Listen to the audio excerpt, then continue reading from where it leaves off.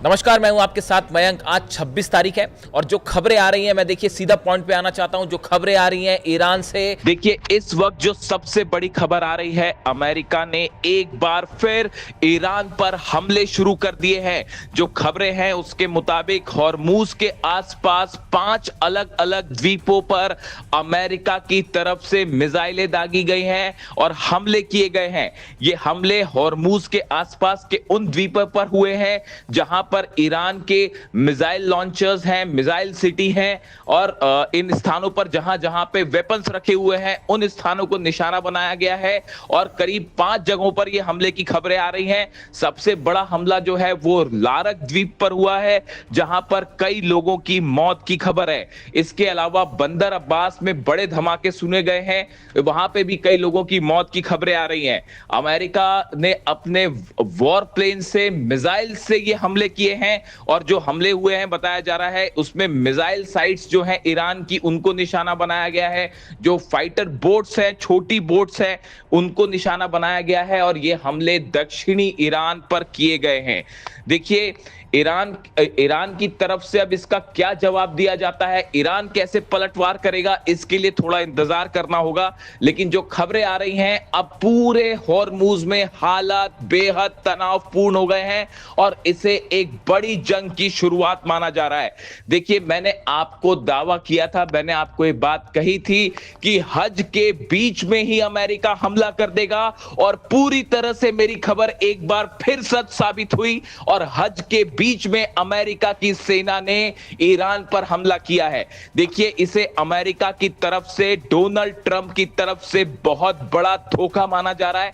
एक तरफ 5 देश, अरब देश ये कोशिश कर रहे हैं कि किसी तरह से ईरान से समझौता हो, अलग अलग स्तर पर बातचीत चल रही है। पाकिस्तान की तरफ से बातचीत की कोशिश हो रही थी और तमाम जो है वो कोशिशें चल रही हैं डिप्लोमेटिक स्तर पर कि किसी तरह ईरान और अमेरिका के बीच समझौता हो। लेकिन इसी बीच एक बार फिर बातचीत के नाम पर डोनाल्ड ट्रंप ने धोखा किया है और अमेरिका की सेना ने धोखे से ईरान पर हमला किया।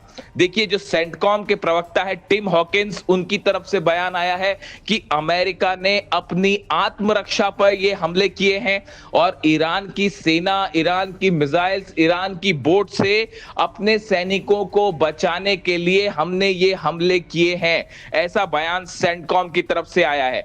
देखिए, अब जो वजह बताई जा रही है इस हमले की, पूरे हॉर्मूज पर ईरान का कंट्रोल था, वहां परिंदा भी पर नहीं मार पा रहा था, अमेरिका की सेनाएं कुछ नहीं कर पा रही थी। इस फ्रस्ट्रेशन में यह हमला किया गया, एक बड़ी वजह यह मानी जा रही है। देखिए, दूसरी बड़ी वजह यह मानी जा रही है कि ईरान ने अपना यूरेनियम सरेंडर करने से साफ मना कर दिया था, इनकार कर दिया था। इसलिए ईरान पर दबाव बनाने के लिए यह हमले किए गए हैं। डोनाल्ड ट्रंप ने यह संदेश देने की कोशिश की कि अगर आप यूरेनियम नहीं देंगे, डील नहीं करेंगे, परमाणु डील के लिए तैयार नहीं होंगे, तो इस तरह से फिर से हमले हो सकते हैं। ये वार्निंग देने के लिए ये हमले किए गए। तीसरी बड़ी बात यह मानी जा रही है कि नेतन्याहू और कई ऐसे लोग हैं अमेरिका में, डोनाल्ड ट्रंप के करीबी, जो फिर से ईरान पर हमला करना चाहते हैं, जंग शुरू करना चाहते हैं। उनके कहने पर डोनाल्ड ट्रंप की तरफ से ये हमला करने के आदेश दिए गए और ये हमले किए गए हैं। देखिए, कल ही मैंने आपको ये बात बताई थी कि कई अमेरिका के फ्यूल रिफ्यूलिंग टैंकर्स जो हैं उन्होंने इजराइल से उड़ान भरी है। करीब 5 ऐसे प्लेन थे, रिफ्यूलिंग जेट्स, जिन्होंने उड़ान भरी। तभी इस बात का अंदेशा हो गया था कि अमेरिका ईरान पर हमला कर सकता है और अगले 24 घंटे के अंदर यह हमला हो सकता है।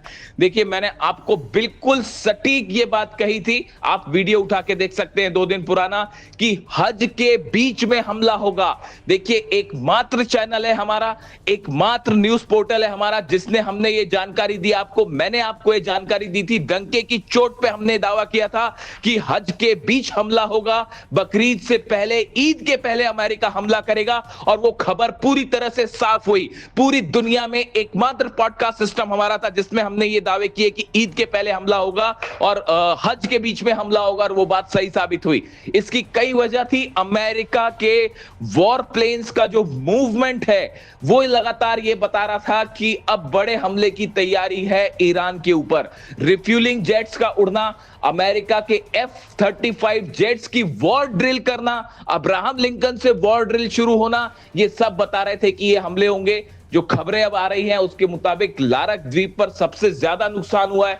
लारक द्वीप पर जो है वो धमाकों की आवाजें सुनी गई हैं। इसके अलावा कई आइलैंड्स पर, केशम आइलैंड पर, खार्ग आइलैंड पर और आसपास के अबू मूसा आइलैंड पर भी धमाकों की खबरें आई है।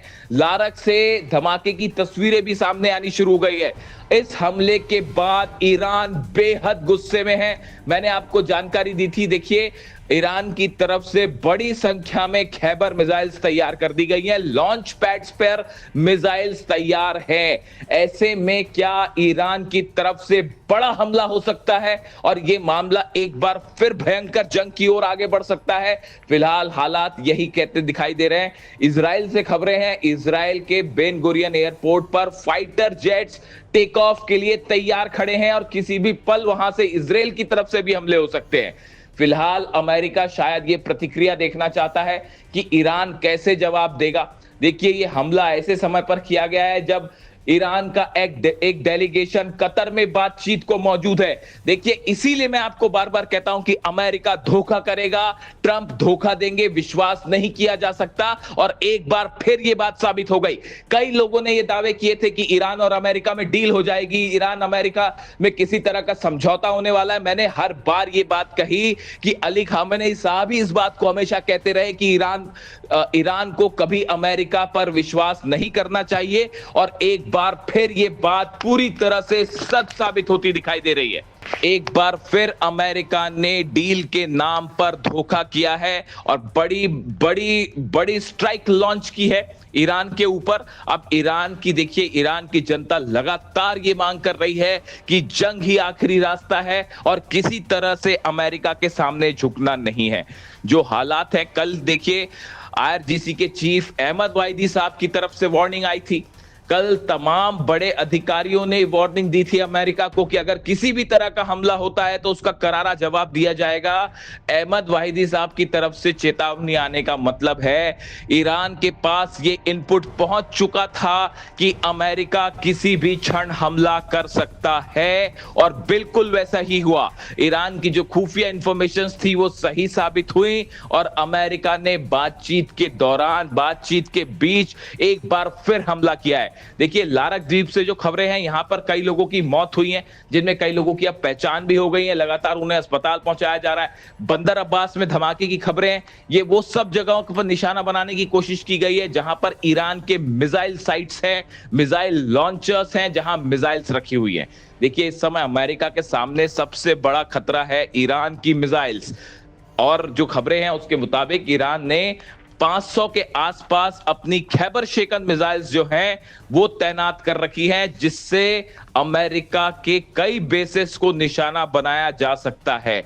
जिस तरह से सऊदी अरब ने आनंद फानन में डिफेंस सिस्टम तैनात किए, UAE ने डिफेंस सिस्टम तैनात किए, ये इस बात की ओर इशारा कर रहा था कि किसी भी क्षण बड़ी जंग शुरू हो सकती है और वैसे ही होता दिखाई दे रहा है। एक बार फिर पूरा मिडिल ईस्ट एक बड़ी आग में झुलसता दिखाई दे रहा है आने वाले दिनों में। अब सबको इंतजार है ईरान के पलटवार का। क्या एक बार फिर खाड़ी दोषों पर ईरान की सेना करारा बदला लेना शुरू करेगी? इससे जुड़ी जो भी अपडेट होगी हम आप तक पहुंचाएंगे। लेकिन जो खबरें ईरान की तरफ से आ रही हैं, ईरान ने एक बड़ी पलटवार की तैयारी शुरू कर दी है और ईरान की सेना ने फैसला कर लिया है कि इस हमले का मुंह तोड़ जवाब दिया जाएगा और अगले चंद घंटों के अंदर ही ईरान की तरफ से बड़ी प्रतिक्रिया देखने को मिल सकती है। देखिए इससे जुड़ा जो भी अपडेट है हम आप तक पहुंचाएंगे।